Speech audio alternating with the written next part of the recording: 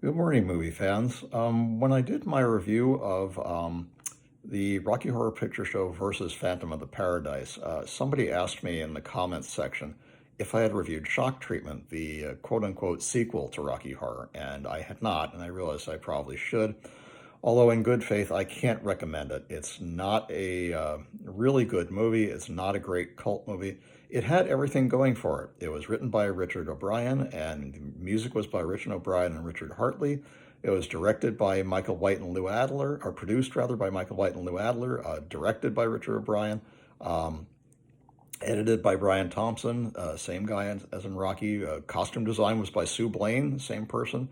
Featured many of the players. It featured Richard O'Brien, Patricia Quinn, Nell Campbell, Charles Gray from the original movie, and it featured the characters Brad and Janet Majors, but it just didn't work.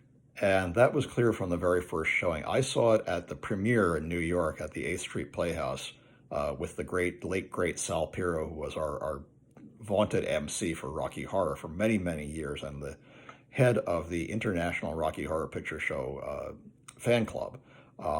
And he got us all whipped up. You know, we saw the trailer several times for weeks and weeks before, and we were all excited.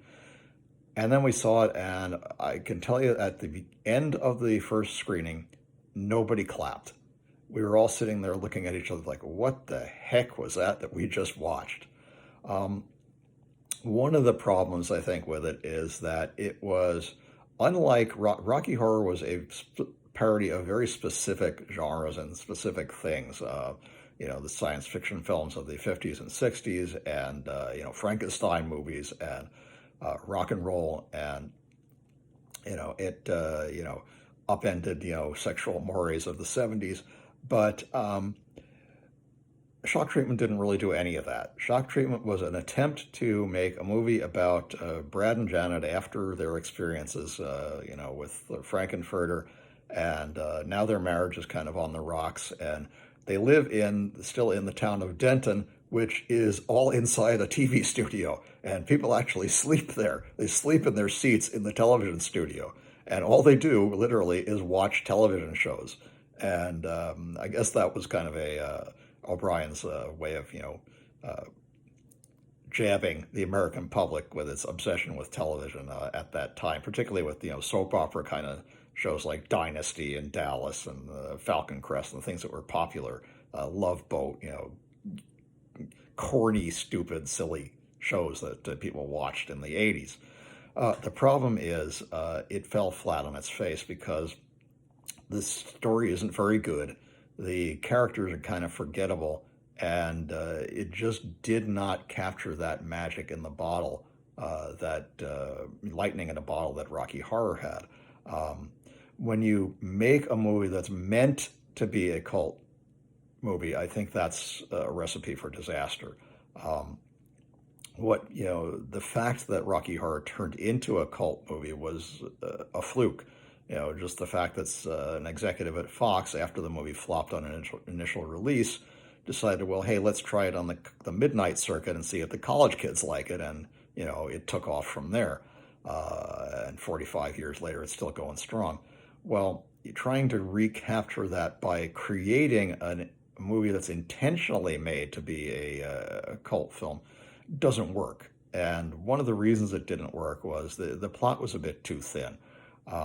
It's ostensibly about, like I said, Brad and Janet, who are now played by Cliff DeYoung as Brad and Jessica Harper as Janet Majors, not Janet Weiss anymore, are living in this town of Denton, and they're brought on the show Marriage Maze, hosted by Bert Schnick, played by the very funny British comedian Barry Humphries. Um, but it's recommended that Brad be put into basically a mental institute. And unfortunately for Cliff DeYoung, he stays in there pretty much through the entire movie until the very end. So he doesn't get to say any lines. He only gets to sing one song, or briefly parts of two songs actually. And it focuses instead on Janet, who's become the object of lust of Brad's unknowing twin brother, Four Leaf Flavors, who's also played by Cliff DeYoung. and he's a fast food magnate and sort of the head of this town. He's always watching. He has a like a secret control room where he can watch all these TV shows, and he just sort of sits up there. He turns Janet into a star of her own show, and she sings this ridiculous song called "Me, Me, Me." And she actually grabs away the guitar from the lead guitarist and starts playing it. And I don't know whether that was Jessica Harper actually playing. I know she was really singing. She had a very good singing voice, as was proven in Phantom of the Paradise. Unfortunately, this was not as media role as Phoenix.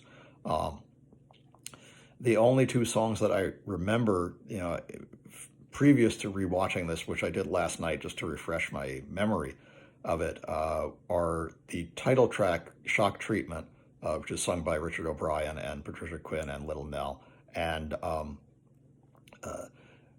"Little Black Dress," which is sung by Jessica Harper and Barry Humphries and uh, Richard O'Brien.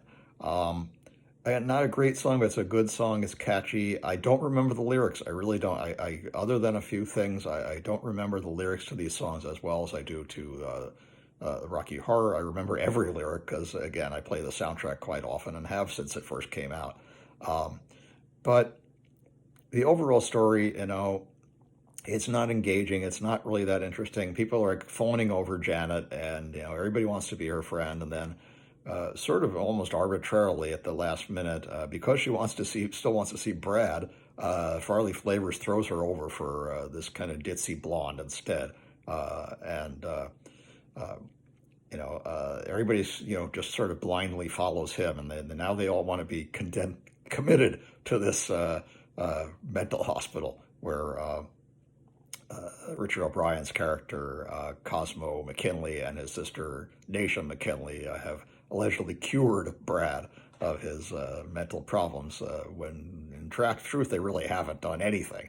And in the end, there's kind of a silly sequence where Brad and Janet and this goofy music group called something Mike Drill and the Bits or something like that escape. And they hotwire this Cadillac that was given to Janet as a prize, and Thunderbird rather, and drive off.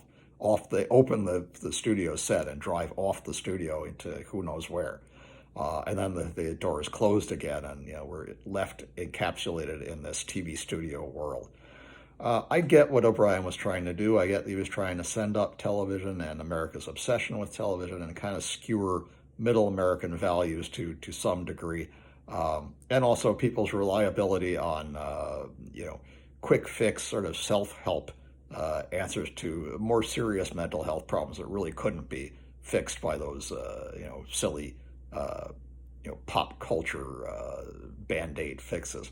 Um, like I said, some of the songs were good. The set decoration is good. The costume design by Sue Blaine was really quite good. But the problem is it just didn't inspire the same loyalty in the Rocky audience that I think O'Brien thought it would. People didn't shout the lines back at the screen. They didn't come dressed up as their favorite characters. They didn't think up any props, to bring to the screenings. I believe it ran about 10 to 15 weeks at the 8th Street Playhouse in New York, and then they just pulled it. Even Sal Piro wasn't enthusiastic about it. We saw it a couple of times. He tried to get us ramped up. It just didn't work. Again, at the end of the screenings, people just were not clapping. They just walked out. Uh, it's very hard to create a cult movie intentionally. I think, what happened with Rocky Horror was a fluke. It was a lucky fluke because of the decision to, show it at midnight, and the fact that it caught on with so many people. But it just couldn't happen again with Shock Treatment. It just wasn't. It was an interesting movie. It's not a bad movie. Some of the songs are really good. Some of the performances are good. Jessica Harper was good. Cliff DeYoung was good. Richard O'Brien, Patricia Quinn, and Little Nell were all good in their roles, as was Charles Gray and Ruby Wax and Barry Humphries. They all do a good job.